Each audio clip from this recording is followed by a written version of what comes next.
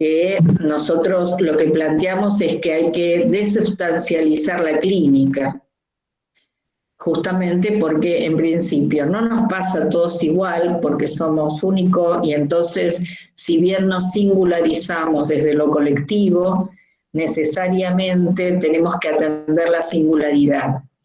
Y lo que nos pasa en relación a una presentación vinculada al consumo problemático es un enigma. Es un enigma a descubrir, y tampoco es un síntoma, porque muchas veces aparece que es un síntoma, ¿sí? Entonces, se intenta muchas veces a través de estas representaciones sociales hacer simple lo que es complejo. En principio, no todo consumo es un consumo problemático, porque muchas veces aparece desde estos discursos míticos, preocupaciones de madres porque revisando el cuarto de su hijo, hija, hije, encuentran, por ejemplo, un cigarrillo de marihuana y aparece la desesperación de qué cosa tienen que hacer, como mi hijo es adicto. Y eso está vinculado a esos mitos y a esas representaciones sociales. Lo primero que tendría que hacer esa madre sería preguntarse por qué le revisó el cuarto al hijo, por ejemplo, ¿no? Como primera cosa. Entonces, y de ahí en más, de construir qué le parece, qué le pasa en relación a ese vínculo que pone al otro bajo sospecha. Pero me parece que particularmente, me parece que los mitos que hay que deconstruir fundamentalmente es esta idea de la mismidad, porque de ahí aparece el tema del referente par. Yo sé lo que te pasa porque alguna vez consumí, por ejemplo, o porque consumo, nos pasa lo mismo, y no nos pasa lo mismo, y el vínculo que uno establece con ese consumo es otro siempre. Pero no nos pasa solamente con los consumos problemáticos, nos pasa con distintas cosas. Yo podría decir, hace un tiempito, una colega publicaba en un texto en Facebook que había fallecido su padre y alguien le dice, ay, sé lo que te pasa porque me pasó lo mismo. Y lo que le pasó es distinto, porque el vínculo que tiene uno con su padre, la historia, todo el recorrido, es único. Por lo tanto, esta idea de la mismidad me parece que también es una cuestión mítica que tendríamos que deconstruir, porque nos pasa distinto.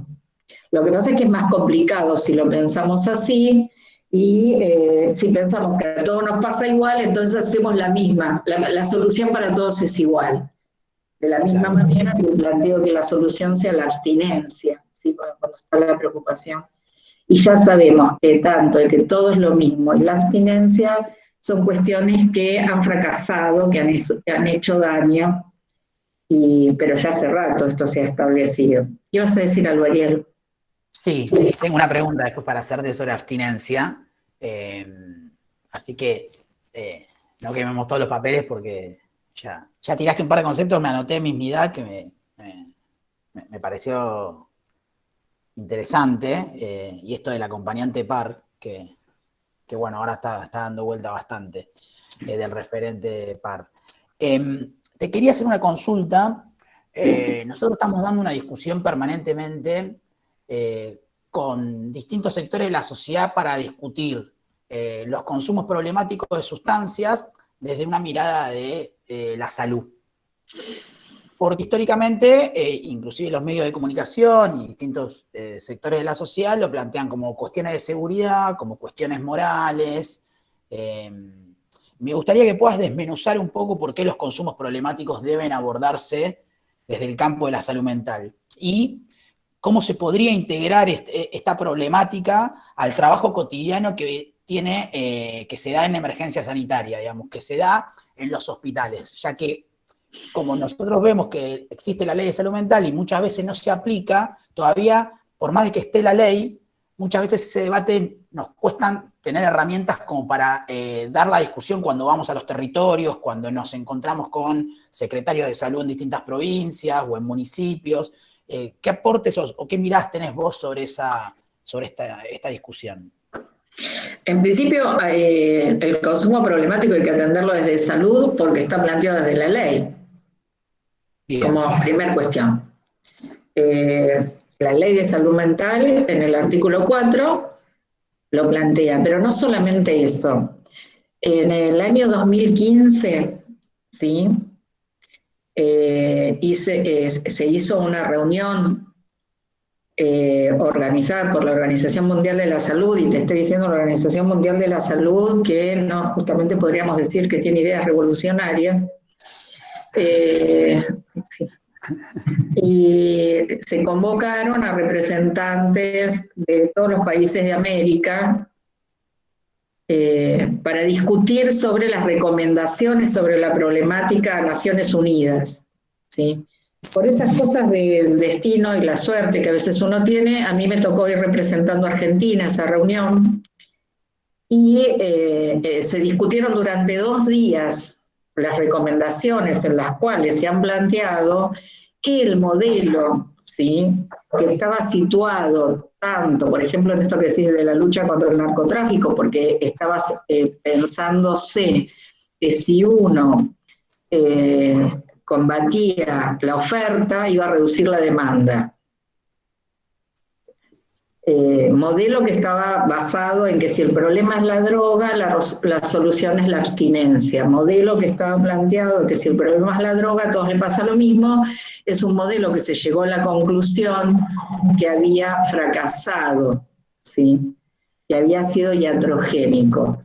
Y se llegó a la conclusión de que había que poner el acento en la persona, y se escribió así persona porque fue lo máximo que logramos concluir con países como Colombia, como Chile, como Perú, con gobiernos liberales. Así que poder poner persona ya fue todo un avance en la persona, y que tenía que ser salud el eje del tratamiento, aunque el abordaje se planteara que fuera interdisciplinario e intersectorial. Así que no es solamente, la ley ya estaba hacía 5 años en nuestro país, por eso ha sido premiada en distintos lugares del mundo por de avanzada, pero lo cierto es que también, por eso digo, hasta en el ámbito de la Organización Panamericana en este punto, aunque era la Organización Mundial que estaba presente también en ese encuentro, digo, las autoridades de la OMS en la temática, se terminó haciendo ese tipo de recomendaciones a Naciones Unidas. Así que digo, las razones son varias, hay antecedentes, ¿sí? Y por otra parte, en esos antecedentes también está la historia de cuántos equipos de salud, ¿sí?, trabajadores de salud, hace décadas y décadas que vienen trabajando en esa línea en nuestro país, por otra parte. No sé si te contesté lo que me preguntabas. Sí. Y en temas de pandemia, yo, por lo menos desde el hospital, nosotros seguimos atendiendo, buscamos nuevos dispositivos para que hubiese acceso. El hospital estuvo abierto todo el tiempo. Los primeros 15 días se planteó más el tema de un comité de emergencia, y se utilizó mucho el teléfono, se utilizó ir a las casas, ir a hoteles, ir a hogares, digamos, ir nosotros para evitar el tránsito de los usuarios al hospital y la circulación dentro del hospital, pero nosotros seguimos todo el tiempo dando respuesta. Se complicaba más con internaciones porque la cuarentena la tenían que hacer en la zona de guardia del hospital, porque no podíamos ingresar a alguien, porque nosotros teníamos los pacientes internados en líneas generales eran pacientes y siguen generalmente los que tenemos internados siendo grupo de riesgo, con EPOC, con diabetes, con HIV, con sífilis, con determinadas problemáticas de salud que son población de riesgo. Por eso teníamos que ser muy cuidadosos en cuanto a que no ingrese alguien que pudiera contagiar. Me quedé pensando con esto que mencionabas, o que sobrevolaba con respecto a la accesibilidad, que vos mencionaste justo con el tema de pandemia, y te comento, nosotros hace unas semanas sacamos una nota sobre accesibilidad, sobre todo sobre mujeres e identidades feminizadas, ya que vemos una brecha ahí importante entre el acceso que tienen los varones cis a los espacios de atención y la diferencia que hay con las mujeres. Entonces, cuando intercambiamos entre nosotros adentro del colectivo, discutíamos un poco qué estrategias son necesarias, o sea, porque no queríamos solamente hacer la crítica en la nota, sino también hacer recomendaciones sobre lo que entendemos que permiten o que facilitan la accesibilidad a los espacios de atención. Y te queríamos preguntar, o me interesa que puedas describir qué estrategias ustedes se dan en el hospital para mejorar la accesibilidad a los dispositivos, al dispositivo del hospital en el caso del hospital en red, y también qué estrategias vos considerás que son indispensables para generar mayor accesibilidad en un montón de dispositivos territoriales. Acá hay un montón de gente que trabaja permanentemente en el día a día en dispositivos territoriales, y muchas veces esa brecha de cómo permitir que los dispositivos sean de bajo umbral, como buscamos nosotros, con determinadas características, a veces se nos hace cuesta arriba y tal vez, muchas veces lo que queremos en la teoría o lo que creemos que el camino que hay que recorrer, sabemos lo que no hay que hacer, pero muchas veces no sabemos cómo transitar el camino de lo que sí hay que hacer. En principio lo más complejo es que no hay receta. Yo te contaría, a ver, cuando en temporada 1 en el hospital. Yo estuve en el hospital entre noviembre del 2012 y diciembre del 2015, ahí renuncié y ahora volví el 10 de marzo. Paula también está presente, ahí está, ahí logró Paula no presentar. Hubo dos momentos en la historia del Senareso y Hospital en Red que hubo planes estratégicos. Una fue el plan estratégico 2013-2015 y ahora que está el plan estratégico 2020-2023. Y cuento esto porque cuando transformamos el Senareso en Hospital Nacional en Red, tomamos varios conceptos, ¿sí?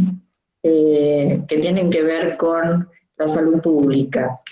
Uno de ellos que tiene que ver con la accesibilidad, y el tema fue plantear que el hospital se convirtiera realmente en un lugar hospitalario, que se convirtiera en un lugar que aloje, ¿sí? Y para eso cambiamos admisión por demanda espontánea, cambiamos los horarios para abrir los horarios de 8 a 20 con profesionales para mejorar las posibilidades de que alguien pueda trabajar, estudiar y tener acceso a un tratamiento, pero también otro concepto que es el de disponibilidad. A ver.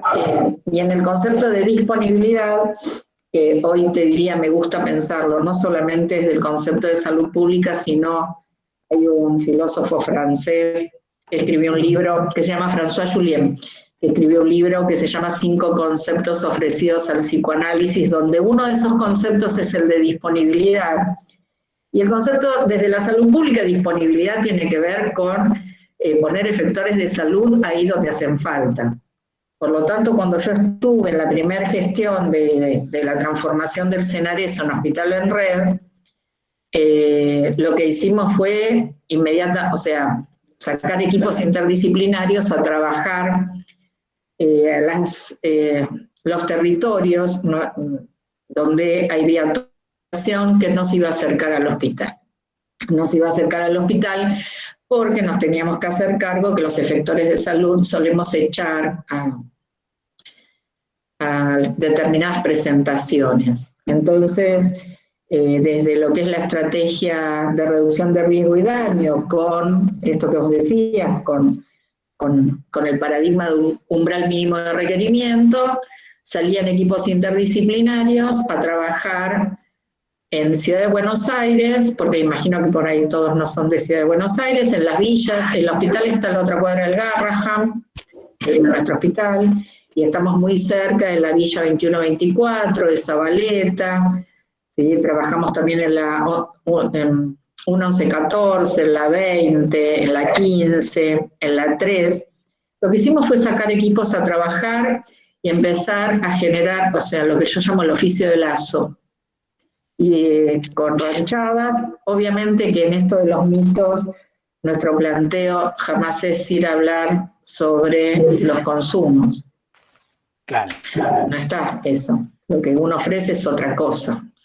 Que puede ser desde algo para tomar y comer, desde hacer algún tipo de actividad, cualquiera fuera, ¿sí? Nosotros hemos ido con música urbana, con murales, con hacer cualquier otro tipo de actividad, en función de eso, del trabajo de lazo.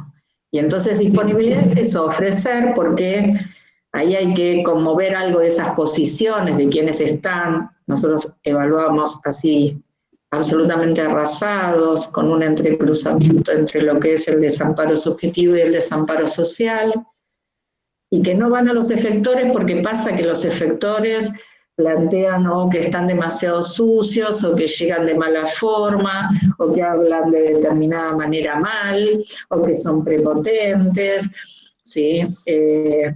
Digo, son prepotentes porque así lograron sobrevivir a las instituciones que nosotros como sociedad creamos, y por otra parte aparece algunas cuestiones que los centros de salud plantean como que hay horarios que hay que cumplir, entonces no entienden que la construcción del tiempo y del espacio es una construcción simbólica que requiere mucho de nuestro trabajo para que eso ocurra. Entonces, digo, desde esa perspectiva, el concepto de disponibilidad también es estar disponible uno, ¿sí? Además de generar desde la salud pública, acercar un efector ahí donde hace falta. Hay, en esto, te escucho y noto que hay como una impronta militante, o sea, en tu desarrollo profesional, y también en un compromiso, en un entender, digamos, cierto, los militantes solemos tratar de intentar entender o escuchar, dialogar, y sentir y caminar al lado de lo popular, al lado del pueblo. ¿Qué implica puntualmente? Vos tenés un largo recorrido. Mencionabas recién ciertos procesos de transformación como el Senareso y demás, y esta idea de como que el hospital, a mí me toca cursar la especialización que estoy haciendo en el hospital, y hay siempre una vocación de sacar el hospital a la calle, ¿no? Como una noción bastante de poner el cuerpo, y me interesa que hay muchos compañeros, sobre todo universitarios acá, que también están escuchando la charla, que puedas contar un poco qué implica la militancia en salud, qué implica militar en salud mental, cómo es comprometerse desde la profesión. Bueno, yo antes decía que no hay una práctica que no hay una práctica que no sea político-epistémica, y me parece que es importante entender eso, porque a veces desde las formaciones de grado intentan plantear que no está lo político en la intervención. Y me parece que cuando aparece eso, son posicionamientos liberales. Particularmente yo milito políticamente desde pequeña. Sí, soy una señora grande, entré en la secundaria en 1973. Imagínense, 1973, un año interesante en el país. Por lo tanto, entré en la secundaria y a los 15 días era delegada de la UES y tomamos el colegio. Y así fue, digamos. Pero cuando estaba finalizando, todavía estaba el gobierno militar, volvieron del exilio 2 personas muy importantes, algunos, si son estudiantes o fueron estudiantes de psicología, lo deben haber conocido, Juan Zamaja, un epistemólogo catamarqueño, que tiene un desarrollo teórico propio y que se tuvo que ir exiliado, se fue a Nicaragua a armar la Universidad de Managua, y Ernesto Villanueva, que había sido rector de la Universidad de Buenos Aires, y armaron un proyecto que se llamaba los Centros de Promoción a la Comunidad. Eran equipos interdisciplinarios que iban a determinados territorios. Yo me incorporé, estaba iniciando en el año 82 mi carrera de psicología, y yo soy maestra de dibujo. O sea, es más, hice toda mi carrera trabajando como maestra de dibujo. Y bueno, iba como recreóloga a trabajar dentro del equipo. Yo iba a Villa Azul, en Wilde. Sí. Y el que era el referente de ese trabajo era Juan Zamaja, imagínense, un epistemólogo que armó la Universidad de Managua en el exilio y que volvió acá y venía con nosotros a la villa a evaluar con la gente del territorio nuestro trabajo. Los equipos interdisciplinarios ahí estaban formados, yo iba con una psicóloga, se llama Mónica Redondo, los sábados, y en la semana iban médicos, ginecólogos, odontólogos, clínicos, pediatras, y ahí empezó la militancia en salud y a pensar el trabajo del entre varios, ¿sí? Para dar una respuesta, y también la evaluación de la comunidad en relación a nuestro trabajo. Después de eso me incorporé a algo que se llamó el Movimiento por un Sistema Integrado de Salud, que dirigía el doctor Florial Ferrara, discípulo del doctor Carrillo, que tiene mucho material escrito sobre teoría social y salud. Alguien dice, Juan Zamaja, me pongo de pie. Obviamente es para ponerse de pie, porque él fue después docente de la Facultad de Psicología. Yo fui docente de la cátedra de Juan en la facultad, que daba metodología de la investigación psicológica, así se llamaba la materia. Porque Juan, el desarrollo que hace epistemológico, que es una epistemología dialéctica, toma una propuesta de Marx sobre el método de ascenso de lo abstracto a lo concreto. Así que teníamos... ¿Tenés bibliografía de eso? ¿Cómo? Esto es un pedido personal. ¿Tenés bibliografía de esto? Sí, claro, tengo los libros de Juan. Y tengo uno que además me lo dedicó, porque Juan falleció, y la verdad es que son esos encuentros con alguien realmente que he admirado muchísimo. Pero lo he admirado muchísimo porque además de todo lo que era muy exigente, había que estudiar mucho, yo lo conocí yendo conmigo a la villa. Yo aprendí cosas de cómo intervenir en el territorio. Por eso, y él ya tenía muchos libros escritos en ese momento. Bueno, el movimiento con Florial se daban cursos de medicina social, ¿sí? Y en esos cursos nosotros además nos juntábamos, además del día del curso, nos juntábamos 2 veces a la semana para pensar cómo tenía que ser, ¿sí? Estamos hablando de la década del 80, y lo cierto es que tal vez nosotros pensábamos que así con lo que estábamos escribiendo era hacer la revolución en salud.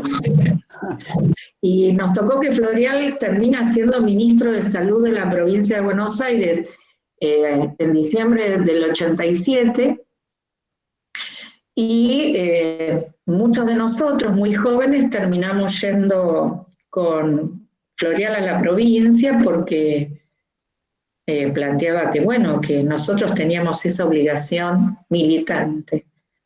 Yo fui como coordinadora de salud mental de lo que en ese momento era la región sanitaria séptima, que ahora son 3 regiones sanitarias, que tenía municipios todos pequeños, La Matanza, 3 de Febrero, Morón. Morón tenía Hurlingham e Ituzaingó dentro, Merlo, Moreno, General Rodríguez, Las Heras, Marcos Paz, Luján, bueno, era muy amplio, por eso tenía dentro del proyecto de Floreal, que era el CIAPROS, que era un sistema, CIAPROS era Sistema de Atención Progresiva de la Salud, y algo que se conoció bastante de ese programa fue lo que era el primer nivel de atención, que era los ATANDOS. ATANDOS era Atención Ambulatoria y Domiciliaria de la Salud, que eran equipos interdisciplinarios en los centros de primer nivel. Y nosotros íbamos en colectivo, o sea, militábamos la salud. A ninguno de nosotros se nos ocurrió decir, si no me dan un móvil no voy, por ejemplo. O sea, no, son calles de barrio, no entro. Nada. Entonces el tema de la militancia es algo de entender que que las intervenciones no son inocuas, y nosotros, por ejemplo, tomamos como concepto que la participación social era un indicador de salud mental. Trabajamos en eso, trabajamos en la organización de la comunidad, en la planificación de salud, ¿sí? Por eso es algo que he insistido en mi vida. Cuando armamos el plan estratégico, el primero, tuvimos la oportunidad de hacer una convocatoria, por eso red, porque hicimos red comunitaria, y que pudiera distintas organizaciones sociales venir a participar y dar cuenta, porque además es eso, ahora en este momento es más complicado por el COVID, pero la gestión para mí es dar cuenta a la comunidad de lo que se va haciendo, ¿sí? de cuáles son las políticas y en qué se gasta el dinero, por ejemplo. Así que la militancia de salud mental para mí, porque yo creo que hay algunas cosas que nos pasan ahora, porque si nosotros no entendemos que el capitalismo ha entendido que la producción de subjetividad es el coto de caza, y que uno de los problemas que tenemos ahora, hay un colega de Rosario que dice, ya no es un problema político ni económico, es un problema de salud mental. Por lo tanto, hay algunas cosas que nos tienen que alertar para poder pensar la importancia que tienen nuestras prácticas en poder generar, porque digo, es esto, en pensar lo político de la intervención, uno puede intervenir para domesticar, o puede intervenir en la línea de la emancipación, producir efectos emancipatorios en nuestras prácticas y los usuarios con los que trabajamos. Y me parece que esas son cuestiones claves para pensar el posicionamiento, ¿sí? Si trabajamos para que todo siga igual o para que pase algo distinto. Buenísimo, o sea, me anoté un par de frases que me las guardo.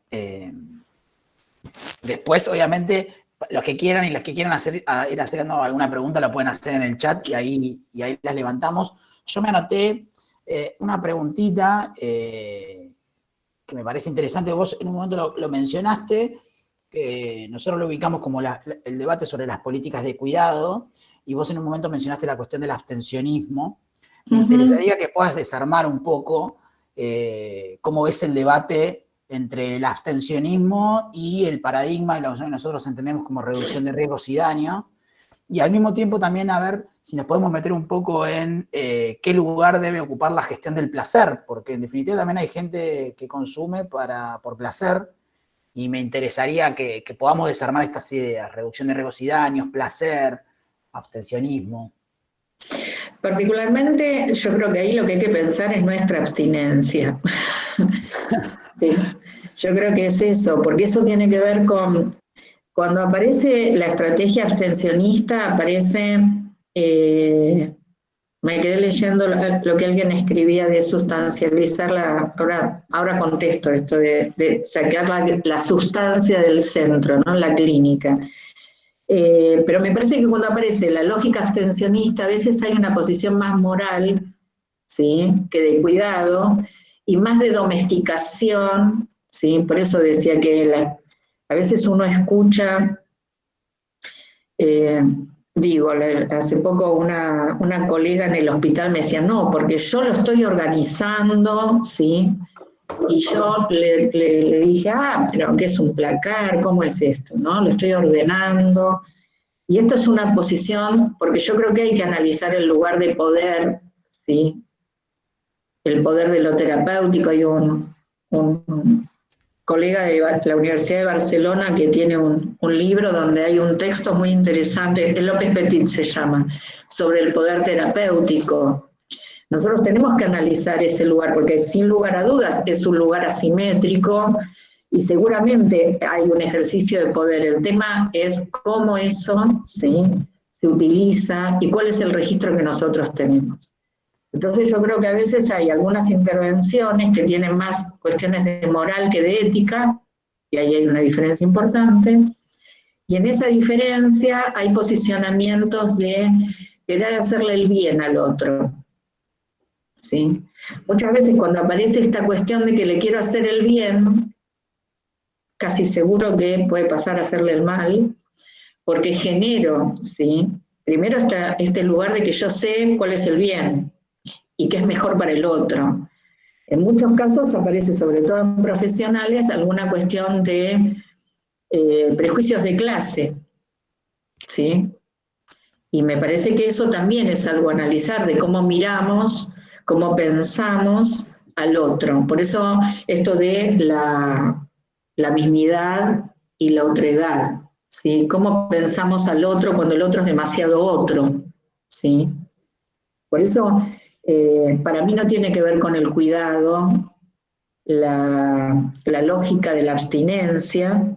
Por eso hablo de la abstinencia nuestra en relación a un posicionamiento de revisar qué nos pasa a nosotros con lo que es otro. Con esto que decías del placer, por eso me parece importante poder diferenciar lo que es consumo y de lo que es consumo problemático. Cuando estamos hablando de consumo problemático, estamos hablando de un padecimiento subjetivo que tiene la presentación, una presentación que está ofertada en lo social, ¿sí?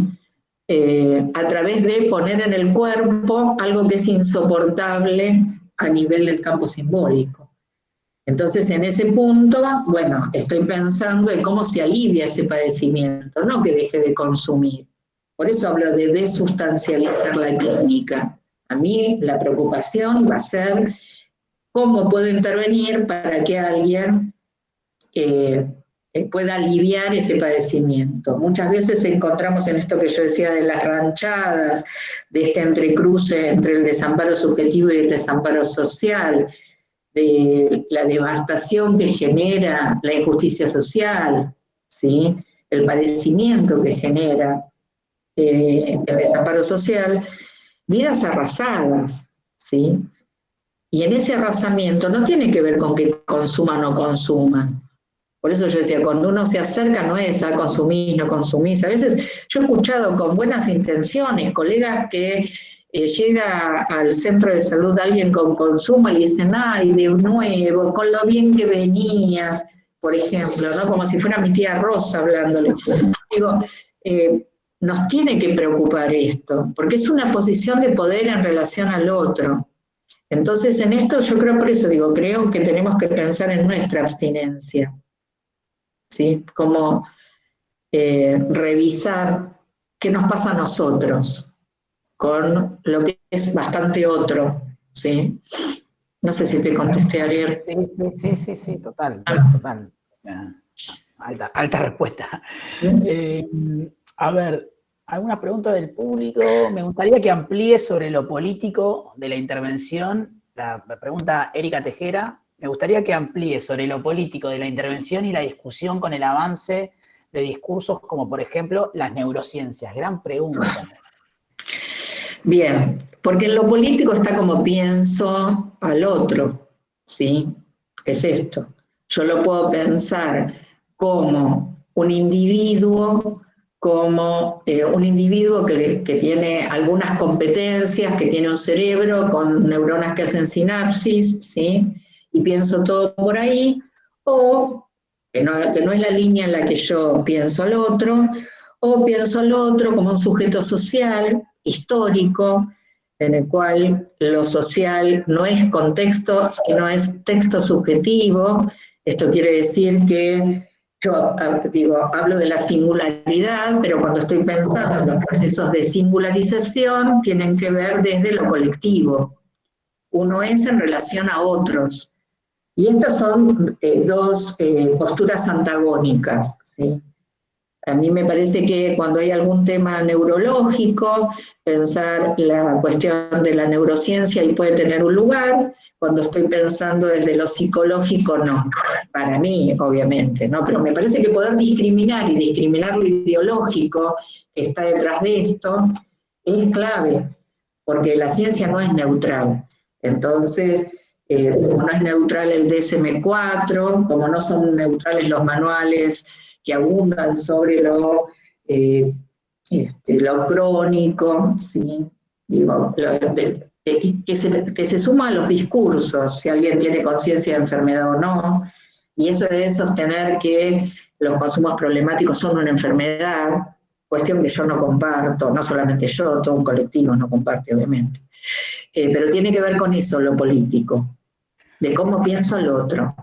Y entonces el marco epistémico va a estar vinculado a eso político, y eso político va a estar en la intervención que hago. Sí. No sé, de Kika, ¿te contesté bien eso? No sé. Sí, bien. Haciendo. La ética la veo, por eso. A ver, hay una pregunta que me pasé de una persona que tiene la D y la P que dice, en un momento Edith dijo que desde la perspectiva de la salud mental se plantea desustancializar la clínica. ¿Qué quiso decir con eso? Ahí la veo, DIP. Hola. A ver. Quiero decir que nosotros, lo que le pasa no es la droga, ni la sustancia, ni que consume. Podría decir, lo tóxico que le pasa no es la droga. Por lo tanto, en el punto donde nosotros insistimos a hablar de si consume, no consume, cuándo consume, dónde consume, ¿sí? Qué sustancia, qué no sustancia, una de las cuestiones que va a pasar es que no va a haber tratamiento.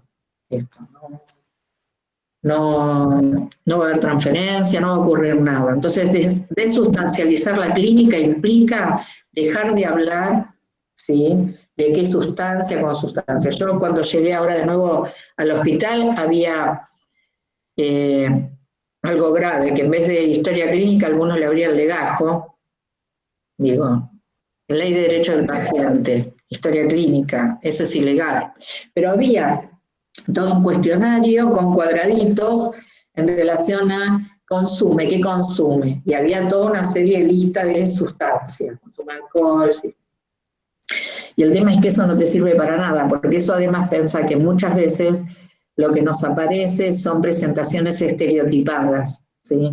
Estereotipadas con que llegan diciendo, no, vengo porque consumo mucho, no, porque el cuerpo me lo pide, las madres que dicen las malas juntas, como si fuera una enfermedad de efecto contagiosa, ¿no? Que si uno se junta con alguien que consume, termina consumiendo, y podríamos tener mucha casuística de que no ocurre eso, ¿sí? Como, y desustancializar la clínica tiene que ver con esto, ¿sí? Con dejar de hablar de si consume o no consume, porque lo que le pasa es otra cosa.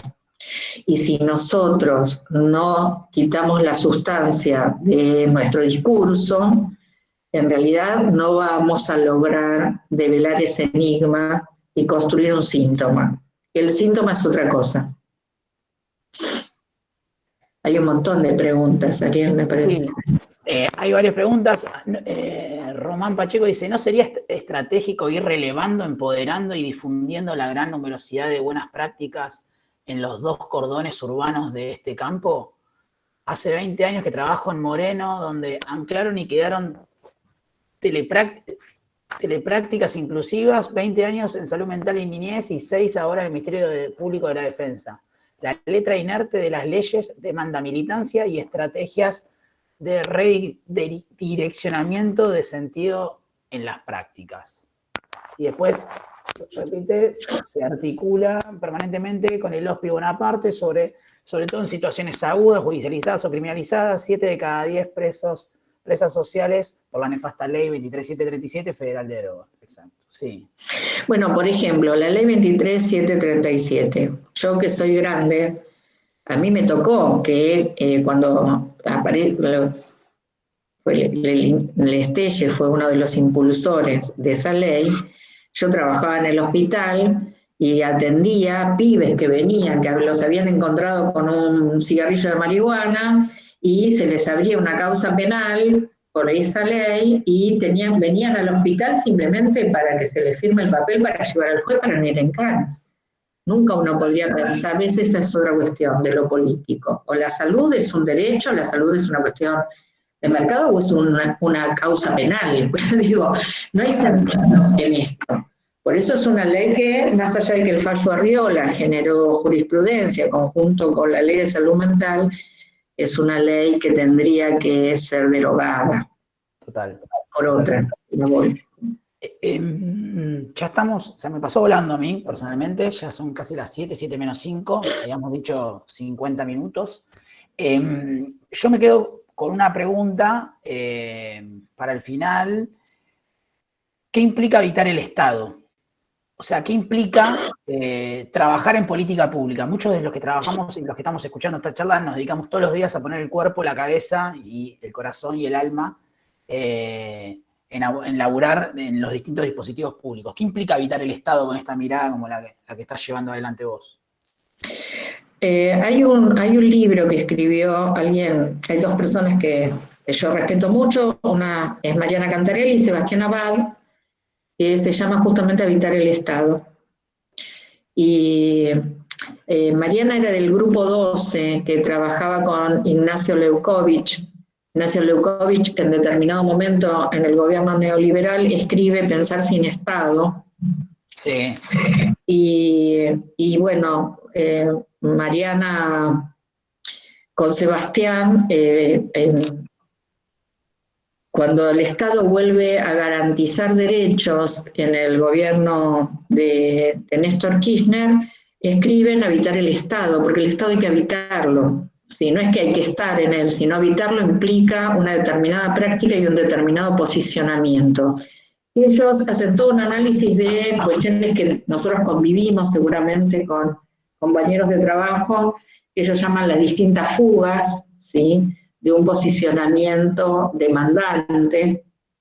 Entonces están las fugas a la historia, están las fugas a los recursos, distintas. Y ellos lo que plantean justamente que habitar el Estado implica una posición ética y de responsabilidad.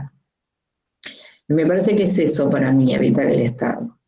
Habitarlo implica una posición ética y de responsabilidad en relación a la tarea que uno cumple. No es solamente un trabajo como cualquier otro. Habitar el Estado implica entender que el Estado es una matriz jurídico-política, que también a veces pasa eso, ¿no? No entender que el Estado es una matriz jurídico-política. Y desde ahí pensar en ese posicionamiento. Edith, muchas gracias. La verdad que tiraste una banda de conceptos. En 50 minutos tiraste una banda de conceptos y varios textos. Algunos me escribieron por privado preguntándome los textos. Quédense tranquilos que después vamos a armar un mail con toda la bibliografía que fue recomendando Edith para que podamos seguir leyendo y formándonos. La idea es tener una formación abierta. Te agradecemos de nuevo, en serio, por la participación, por todos los conceptos y la claridad con la que hablás y el compromiso histórico que tenés con la salud mental. Si alguien quiere, por ejemplo, el libro de Florial Ferrara, que les decía Teoría Social y Salud, no se consigue, pero yo lo tengo digital porque cuando estuve en la otra gestión, se lo llamamos como bibliografía a los residentes del hospital. Así que si alguien lo quiere, Después, si querés, me lo pasás sí. Y de los de Juan, los lo tengo compartimos. todos, los de Juan Zamaja, los tengo en libros, pero los puedo digitalizar en el hospital, si también les interesa. Yo imagino que algunos deben estar, eh, pero bueno, me parece que el de epistemología dialéctica es uno para entender una manera de construir conocimiento. Me encanta. Me encanta. Después te los pido y después armamos un mail para todas las personas que se inscribieron en la charla, que tal está el mail, le vamos a enviar el resumen y obviamente la charla está siendo grabada, así que después seguramente la vamos a poder repetir. Nuevamente gracias, Edith, a los que están conectados y conectadas.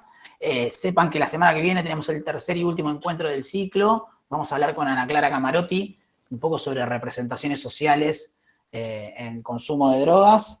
Gracias a todos los que participaron y por los saludos y por las preguntas.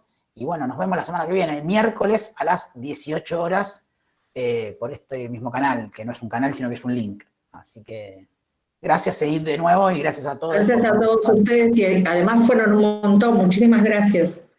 Bueno, chau, nos chau. conectamos. Chau, chau.